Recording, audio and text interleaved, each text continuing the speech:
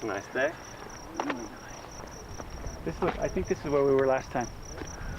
All right, let's check this out right here. All right.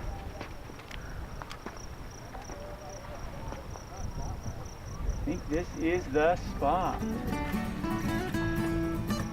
Boom.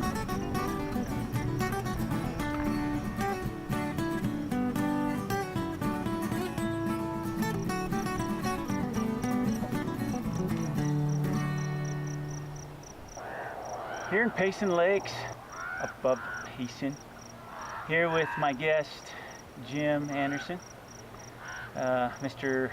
Rock. He's rocking the beard as well. So just catching some fish, and we thought we'd talk just for a moment about mass, volume, and density. So we got some rocks right here, and we want to just kind of briefly discuss mass. So mass is the amount of stuff, basically, that you're dealing with. So we've got some sandstone here, we've got some calcite. Both are going to have different masses. So what tool would we use to figure that out? Triple beam balance. Do we have that with us? I think I brought one. Volume would be the amount of space, right? Mm-hmm. It takes up. And so each of these rocks here take up a different amount of space. And then density would have to deal with how tightly packed the particles are, or the mass is inside of the object. So density is a mass per unit volume, how close the particles are in a given space. Let's do it. Let's bag this and do some quantifying some matter. Sounds good.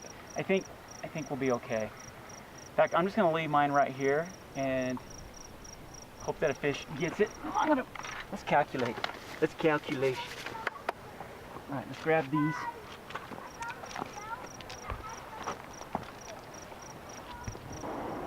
Fish will always bite, but being able to quantify observations, that's where it's at.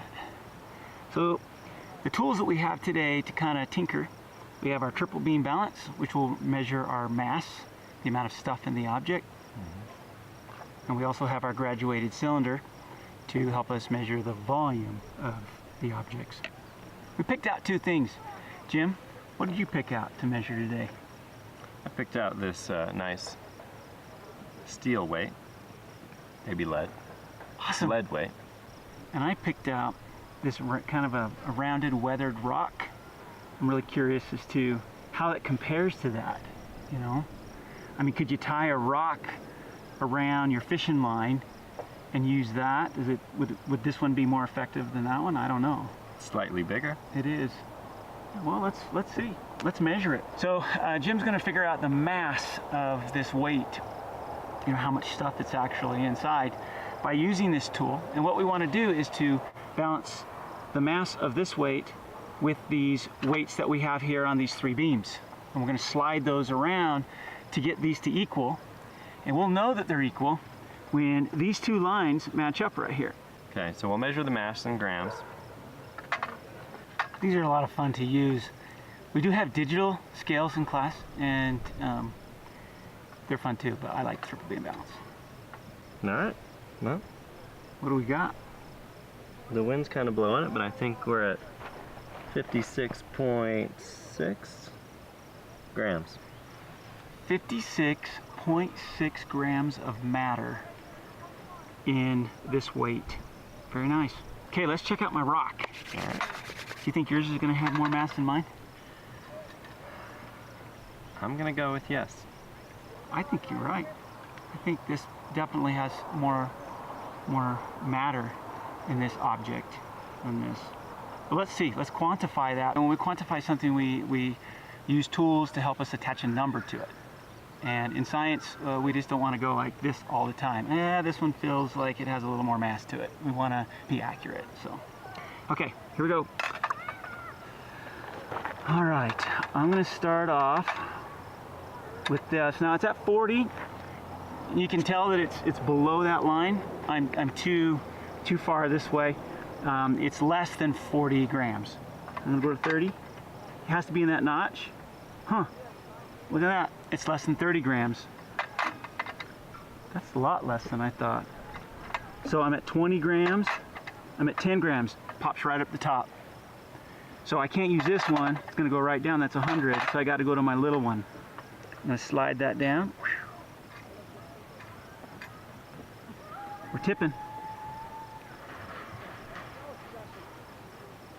See that wind bounce that? It is very sensitive. 15.3. 15.3 grams. What was yours? 56.7. Okay. I believe. Significant difference, right? So see, by quantifying it, using a tool to measure it, it now has more meaning to us, other than just, this one feels a little heavier, right? This one has more mass to it than this object here. So that tells us something. But if we want to get more info on that, like how close the matter is, how much space the object takes up, we're going to have to use some different tools. Pull out the graduated cylinder. Let's do it. Let's do it. Let's move this over.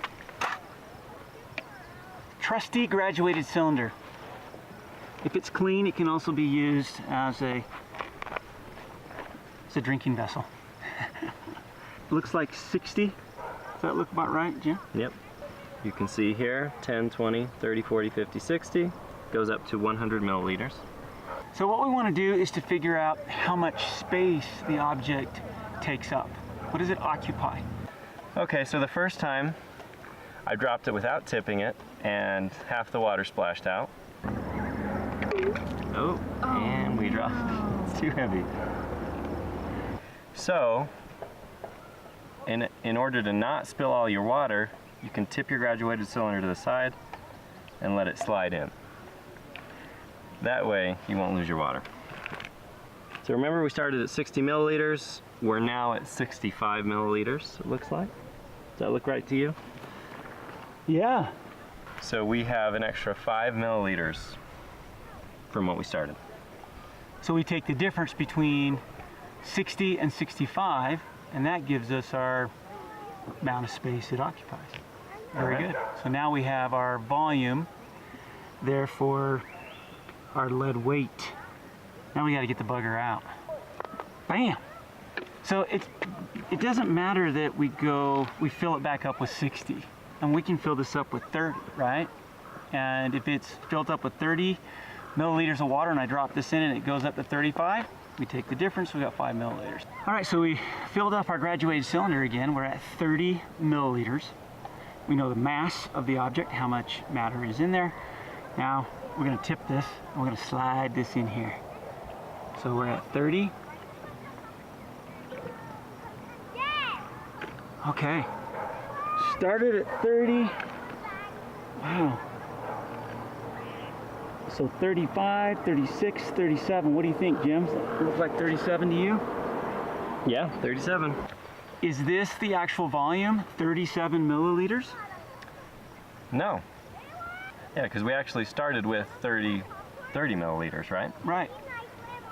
And that's one of the common mistakes I see a lot with students is, they'll put the object in and they'll go, okay, it's up to 37, so they'll write down 37 milliliters, and actually they didn't take the difference between the 30 and 37. So our volume would be 7 milliliters of space, or 7 cubic centimeters, either way.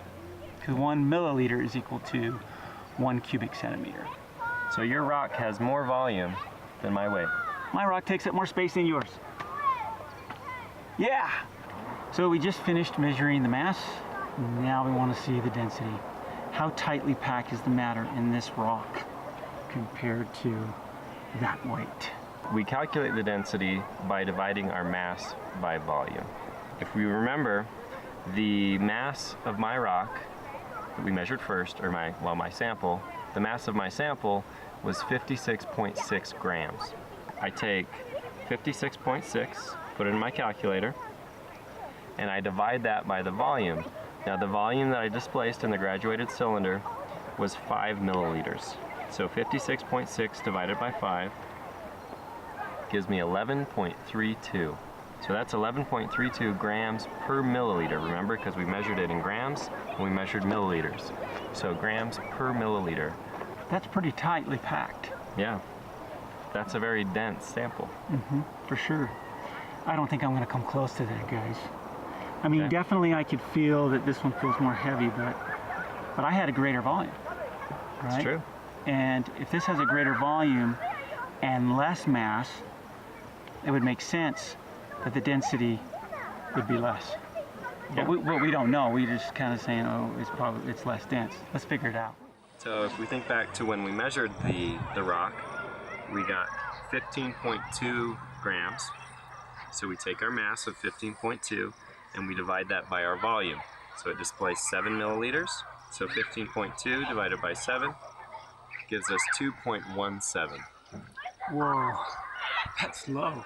Yeah. 2.17 grams per milliliter, and the weight was... Let's double check that. Okay, so the density on this one was 11.32. Density on the rock was 2.17. significant difference, right? So this one is 5 times denser than the rock. Impressive, impressive. And we couldn't have done that. We couldn't have quantified it and really attached a meaningful number to that for comparison unless we had the tools. You got to have triple beam balance and graduated cylinder. You have to take it everywhere you go. You got it. Don't leave home without it. Good job, bearded brother. Good job. See you guys.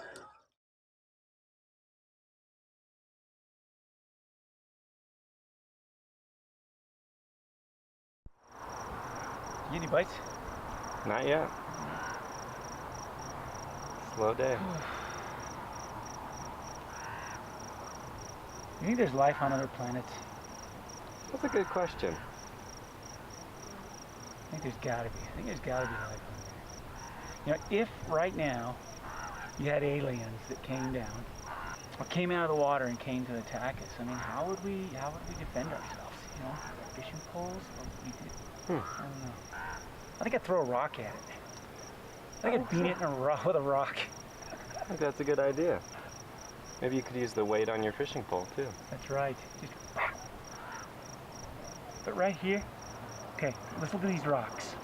We've got 3 rocks right here. I think, you know, we got to have something that's dense, because if I could chuck this at the alien and smack it in that one-eyed forehead that it has, I mean, I definitely would want to have the rock that's most dense. Right there. How do we figure that out? You know what? We don't go anywhere without triple beam balance, do we? We always have a triple beam balance, graduated cylinder, overflow bucket. Okay, bag this fish and stuff. We got to figure out if an alien comes out of that water. Wait a second. Then we're ready to go. Let's check it out. Let's do it.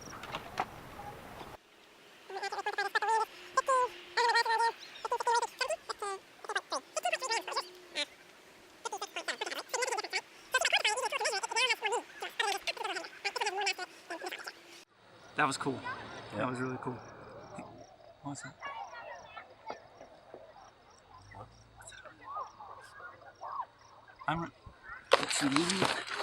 Let's try this stuff. Oh, forget it.